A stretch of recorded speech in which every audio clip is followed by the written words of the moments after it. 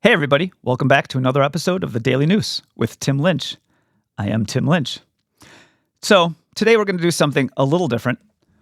We're going to do a quick follow-up of our last episode. And I know what you're thinking. I think this is going to be the best episode yet. So the last episode, we talked about the blow-up at the White House between President Trump and President Zelensky of Ukraine. If you haven't seen the last episode, I do suggest you go back and watch it.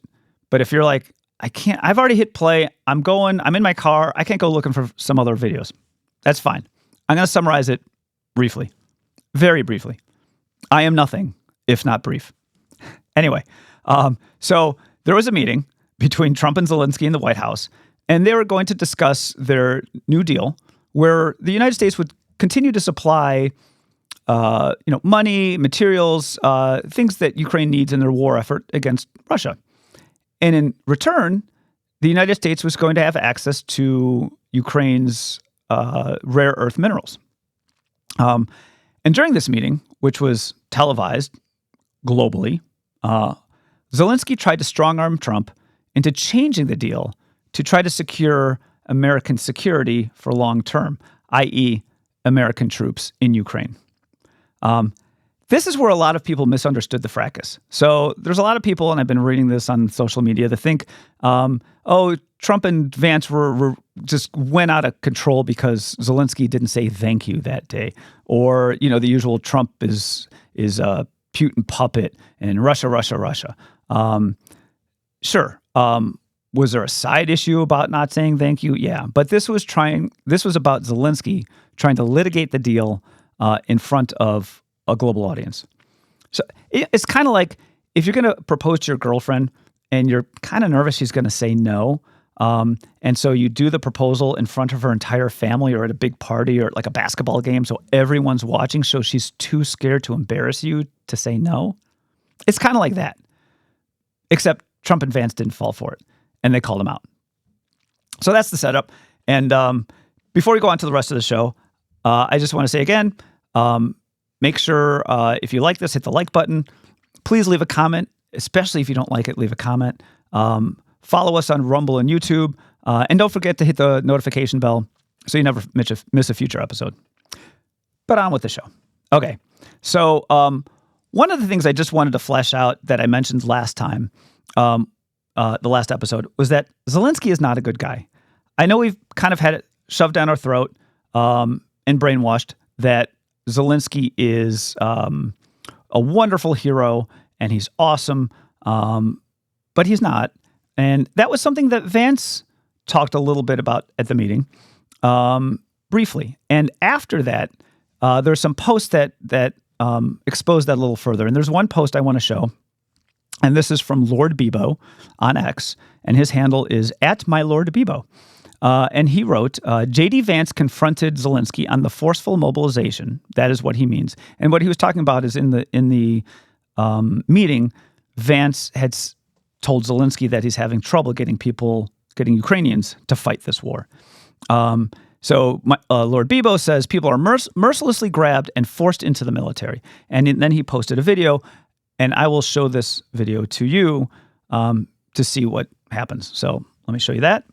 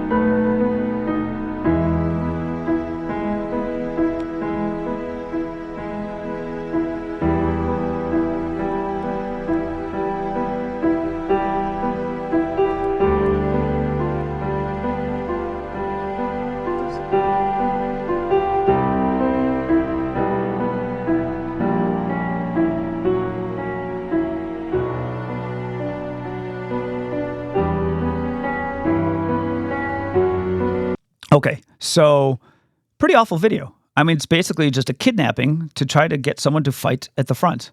Now, I can see why they'd want this guy to fight at the front. He is quite the fighter. But that is just a horrible, horrible thing. And by the way, I don't want to say that this is only because of Zelensky. I don't want to say that only Ukraine does this. I mean, there's no doubt in my mind Ukraine learned this from Russia. I mean, this is how Russia fights all their wars and loses so many people, is they just keep getting as much flesh as they can to the front. They don't care. So I just wanted to kind of round that out a little bit. But now I want to talk about some other information that came out after the meeting. So, and again, if you go back to last episode, I said Zelensky had an understandable point in that he is afraid that if there's a peace treaty or a ceasefire, that Putin will violate it, as he has in the past, and that he'll be unprotected, and that's why he wants American troops in Ukraine. So, okay, valid point. But I thought when he was saying that, he was, acting for the safety of his country. Well, it turns out he wasn't really acting alone. So this is the post from Phil Holloway, and he is a journalist at townhall.com, and he is on X, and his handle is at Phil Holloway ESQ, which I assume is at Phil Holloway Esquire. And he references an article that was written by Michael Goodwin on March 1st, 2025. And the title of the article is Disaster in the Oval Office. Dems lead Zelensky, Ukraine, off a cliff with pressure to reject mineral deal. So he writes in his post, "Oh, the Democrats sabotaged it. I'm shocked. And then he quotes Senator Chris Murphy, a Democrat from Connecticut, and says, before meeting Trump, Zelensky met with anti-Trump Democrats who advised him to reject the terms of the mineral deal the president was offering. Well, isn't that convenient? So, Zelensky wasn't just working on his behalf for the betterment and safety of his country. He was working with the Democrats trying to undermine Trump. But it turns out Zelensky wasn't just working with them either. So, here's another post that came out, and this is from Tony Schaffer, on X, and his handle is, when you're ready, with pen and paper, I will tell you. Okay, it is at T_S_P_O_K_Y. And that's it. It doesn't have a last underscore. I don't know why he didn't want to finish with that symmetry. But anyway, I'll just refer to him more briefly as at TS Pookie, because I'm sure that's really what he wants. You know what? I could be wrong. It could be at TSP Uki.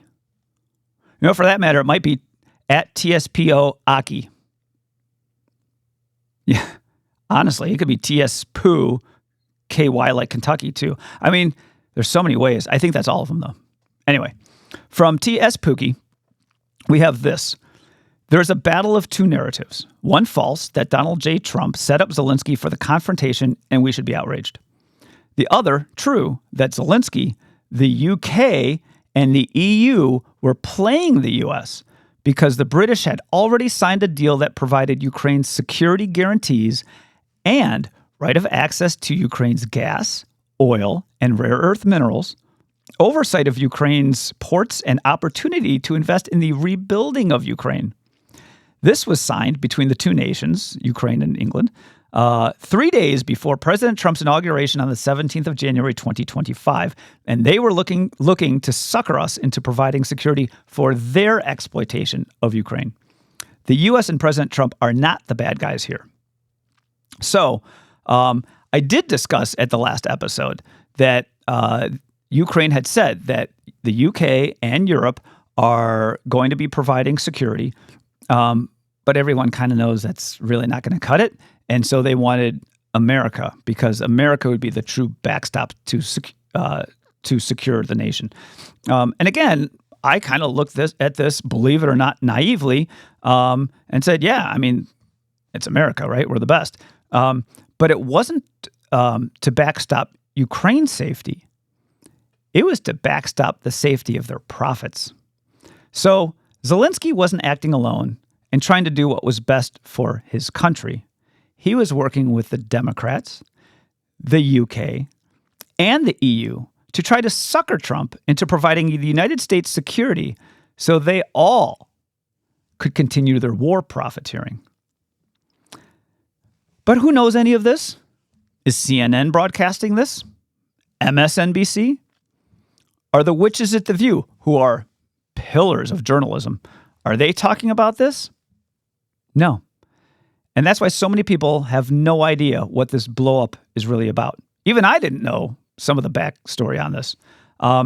Because honestly, most people are seeing small snippets of the video of the explosion, and people are talking as the plan that, oh, this is just Trump and Vance angry that Zelensky wasn't saying thank you, and more nefariously that Trump is a puppet of Putin.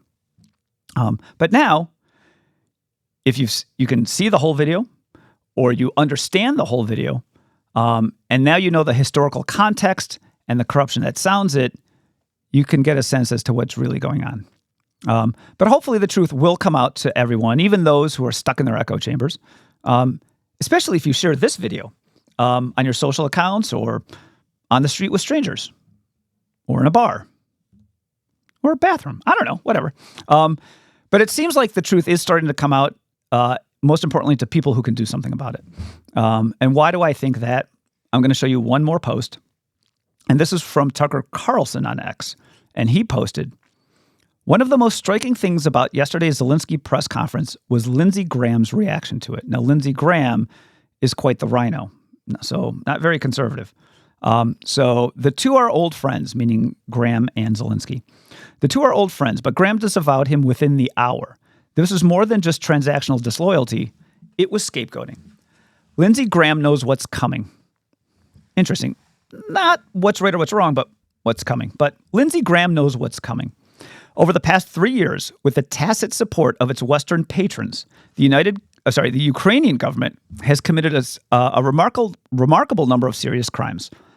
The Ukrainians have sold huge quantities of American weapons on the international black market at 20 cents on the dollar. These weapons are now in the hands of armed groups around the world, including Hamas, the Mexican drug cartels, and the forces now controlling Syria. And if you want to see hell on earth, go look at some videos on Syria right now. God knows what the Ukrainians have done with the pathogens in the American biolabs in their country. Even U.S. intelligence agencies aren't sure. The Ukrainians have also murdered a number of people in various countries in political assassinations and tried to murder others, including American journalists and a European head of state. This is all true, and it's going to come out at some point. Better to start blaming it on Zelensky now. So yeah, the truth is coming out. We're getting a better look behind the curtain. And it's like the shower scene in Psycho. Graham's starting to read the tea leaves here, Lindsey Graham. And now even politicians are scared. And that's always good. And since we're good, I think I'll end it here. I just wanted to wrap up the story with a little more context and a little more information than we had before that came out right after I filmed the prior episode. But thanks for joining us. Looking forward to seeing you again. And take it easy.